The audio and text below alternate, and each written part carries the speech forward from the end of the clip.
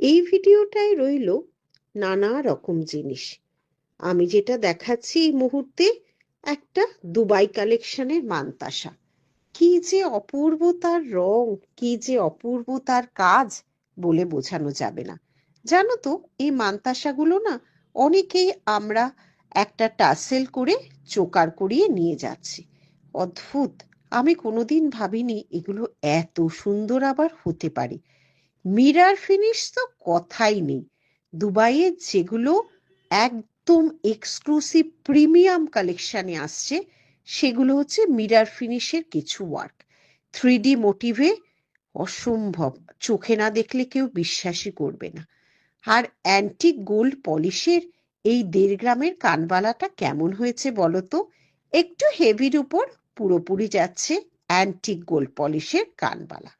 অন্য রকম ভাবে এটা তৈরি। আবার চলে আসলাম দুবাইয়ের একটা নেকলেস নিয়ে। অনেক নেকলেস করা হচ্ছে, কত শত যে 1.5 গ্রাম আর দুবাইয়ের করা হচ্ছে, তোমরা স্টোর ভিজিট না করলে জানতেই পারবে না। আচ্ছা, আমরা কিন্তু এখন ইম্পোর্টেড জুয়েলারিও রাখছি।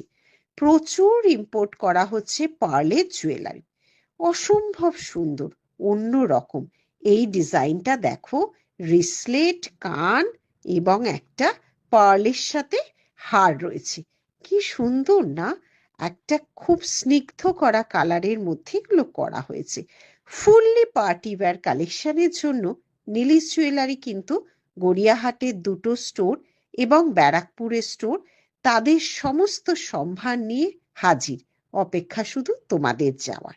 এই ইম্পোর্টেড পার্ল কালেকশনগুলো কার কেমন লাগছে জানিও। এই যে কলকা মোটিভের এই 1.5 গ্রামের কানটা না ভারী সুন্দর লাগে কিন্তু পরলে। মিনে দেওয়া মিনে ছাড়া দুটোই পাবে।